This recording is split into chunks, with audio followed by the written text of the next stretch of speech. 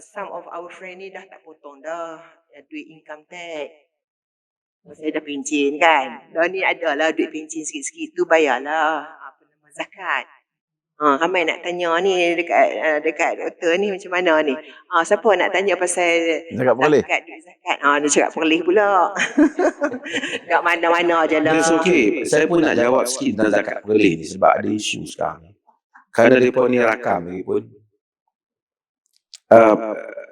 Saya ringkas ini mungkin yang nak dengar pun tak apa, tapi untuk mereka ni dapat buat potongan nanti saya tak payah.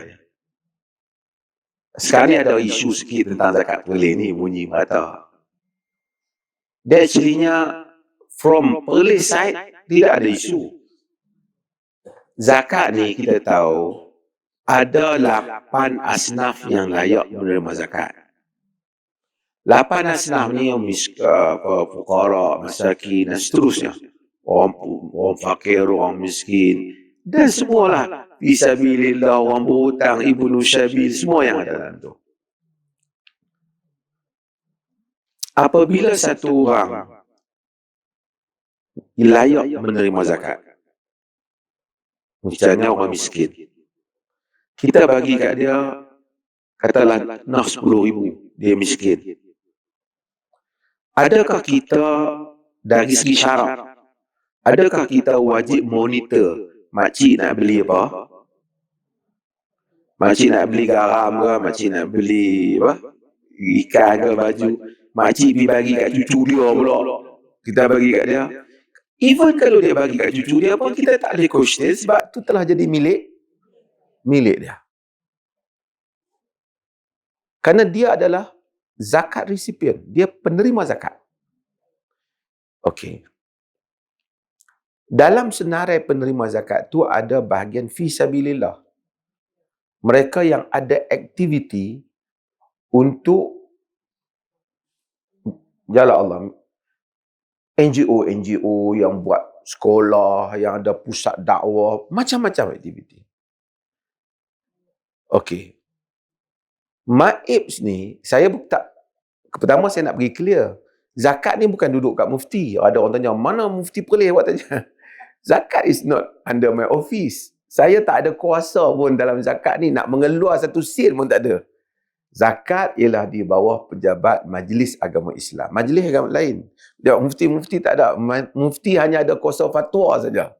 Fatwa bagi tahu zakat boleh bayar. Kumpulan-kumpulan ni tak boleh bayar punya. Yang mana batal, yang mana sah, yang tu je. Itu pun jawatan kuasa fatwa. Tapi saya ambil tanggungjawab ni lah untuk saja respon kepada isu ni. Isunya ialah kerana di Perlis ni dia buat satu pendekatan. Pendekatan ni macam ni. Kalau satu orang tu bayar zakat, dia boleh untuk mencadangkan duit zakat tu diberi kepada pihak yang layak. Jadi kalau satu orang tu bayar kata 100,000, dia cadangkan supaya bagilah kepada sekolah agama sekian-sekian. Dia cadang. Kita terima, Maib salah, bukan pejabat saya. Maib terima cadangan itu. Akan bagi lebih kurang 50 ataupun 60% pada tempat yang dia cadang. Tapi duit tu bukan masuk kat dia. Masuk terus ke tempat yang dia cadang tu. Setelah Maib pergi dan menyemok tempat tu. Maksudnya, they are entitled to receive zakat. They are under the category of asnaf. Jadi, satu NGO ni, dia mempunyai rangkaian ramai. They approach so many zakat payers. Bukan Maib, dia yang pergi. Dan dia kata, tuan, kawan-kawan dia orang, pergilah bayar kat Maib.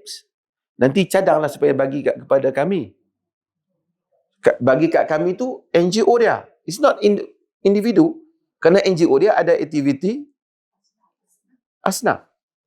So, bila dia cadang, Maib tunaikanlah hasrat tu. Tapi oleh kerana ramai orang yang dia approach, dia dapat banyak. Dia dapat banyak. Dia tu bukan individu, dia tu NGO. Dan kita juga mengambil kira aktiviti dia yang banyak. Dan dia walaupun secara syaraknya tak perlulah kita macam orang miskin tadi, kita tak perlulah cek, ya. Kita tetap, Maib ni tetap minta setiap tahun apa yang you belanjakan. Dia bagi report. Of course, Maib has no power untuk audit dia. Tapi dia bagi report dan dia ada auditor dia, kata kami belanja ini. So, it's good lah. Maib itself, every year, sudah berbelas tahun menerima audit tanpa teguran. Dari segi audit, clear. Cuma lately, ada orang kata, mereka yang terima NGO tu, di dalam pengurusan NGO tu, katanya ada yang tak kena. Macam ni lah. Kita bagi kat makcik tu supaya, ni saya tak kata NGO tu tak kena, saya nak bawa contoh. Kerana dia masih under siasatan. Kita bagi kepada makcik tu supaya kerana dia miskin. Rupanya makcik tu bagi kat cucu dia pergi beli rokok. Tapi kita bagi 10,000. Mungkin hak rokok tu RM20 lah kot. Adakah itu menyebabkan kita boleh dituduh menyalahgunakan zakat? Kita tak. Kita bagi dia tak layak. Kalau tu makcik tu tak pergi beli lauk, makcik tu pergi menjalan makan angin, yang tu makcik tu punya hal lah. Tapi masa dia main tu, kita check dia memang miskin lah. Understood tak maksud saya? So, itulah pada dasarnya hal yang berlaku. Jadi pada sisi Maib, syarat cukup. Aktiviti ada. Dan benda ni bukan setahun. Sudah 20 tahun saya rasa. Dan mereka follow. Suddenly some pihak claim kononnya dia orang ni ada salah guna. Saya sendiri personal telah panggil mereka. They came to my house. Walaupun ini bukan di bawah urus takbir pejabat saya. Tapi saya ambil inisiatif, panggil pihak-pihak yang sekarang ditahan ini, saya tanya mereka apa yang berlaku. Mereka kata bahawasanya ada beberapa perkara. Saya sebut supaya nak. Mereka kata yang pertama ialah, of course, dia approach thousand and thousand, saya tak mahu sebut lah nombor dia, sebab ni mungkin confidential dia punya. Zakat payer ni, dia bukan dia pergi collect kat mereka, dia hanya mencadangkan. Kerana dia tak ada kuasa collect zakat. Dia has no power to collect zakat dalam state lain. The zakat payers, they themselves come to Perlis untuk bayar. Bila dia datang untuk bayar, dia approach mereka. Tapi oleh kerana dia approach ni ramai, dia atur, dia tolong isi borang ke apa, saya tak tahulah. Itu dia punya hal. Bila NGO tu dapat balik duit tu, dapat duit, bukan dapat balik, dapat duit yang pembayar zakat cadangkan tu, NGO tu bagi kat sekolah dia, bagi kat aktiviti dakwah. Tapi some amount, NGO tu bagi kepada kumpulan yang tolong buat ni. Tolong admin ni. For me, layak tak dapat kalau orang tu kerja? Dia bukan amil. Dia bukan amil Maib. Dia bukan. Dia macam ni lah. Saya ada sekolah. Satu orang telah pergi jumpa satu orang kaya supaya habaq orang kaya tu bayarlah zakat kat Maib supaya Maib bagilah kat sekolah saya. Lepas tu kawan tu pun bayarlah zakat kat Maib. Maib pun bagilah 600,000 kat sekolah saya. Saya pun teringatlah rupanya si Mat ni dah hari tu tolong susah payah pergi jumpa orang kaya. Saya panggil Mat tu, daripada 600,000 yang saya dapat, saya bagi kat bayar tukang kebun, bayar cikgu bagi apa. Nah, Mat ambil 2,000. Boleh tak dia ambil? Boleh tak? Dia buat kerja tak? Dia buat. Okey. Soal dia ambil, patutnya tidak timbul. Then, bukan Maib yang bagi. Sekolah tu yang bagi. Bukan Maib yang bagi. NGO tu yang bagi. Cuma orang kata sekarang, dia dapat banyak. banyak ni saya pun tak tahulah. Yang ni saya tak mau masuk campuran penyiasatan tu lah. Kemudian katanya duit itu ada dilaburkan. Tapi saya tanya, hampa labur buat apa duit tu? Dia kata tak. Kami buat hospital Islam. Memanglah kena guna duit. Tapi hospital memang dah katanya lah memang syarikat hospital bukan ni. Kena ada pelaburan dalam tu. So many things yang anda bagi saya tak tahu. Okay. Saya nak cerita macam ni. Kalau saya kata kat Mat ni, Mat, pergilah cari orang yang boleh bayar zakat dekat Maib supaya Maib potong bagi kat sekolah saya. Mat pun kata, boleh, saya ada 5 orang. Mat pergi carilah. Kalau sekira Mat dapat, mereka bayar kat Maib, Maib bagi kami bagi upah kerja Mat 3%. Contohnya. Pasal dia buat kerja, bukan senang tinggal kerja kan. Dia buat. Kalau saya dapat 100,000, saya bagi kat dia 3%. Berapa 3%? 100,000 daripada 3%. 3% dari 100,000 apa? Oh, ingat lama pencen lupa kira. Okey. Okey. Jadi 3,000. Cumanya, kalau Mat tu pergi cari terlalu ramai, 3% yang saya janji tu, daripada kalau 100,000 memang 3,000 lah. Tapi kalau 1,000,000, Mat dah lebih dah. Tapi janji saya 3%. Mat dengar 3% tu, pergi cari semua orang yang bayar zakat. Dan Mat dapat banyak. Adakah Mat telah rasuah ataupun tak? Tidak. Bagi saya tak ada isu lah. Cuma inside punya Mat punya cerita duit ni macam dia duit, let kepada SPRM nak. From Maib side. So saya dah tanya Maib. Mereka kata, ni mufti, biasalah internet, mufti Perlis telah lesapkan duit. Zakat ni bukan duduk pejabat saya.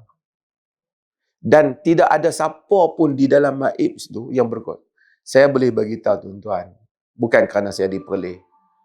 CEO Maib ni saya rasa mempunyai gaji yang paling rendah dibandingkan semua pusat zakat yang ada di Malaysia.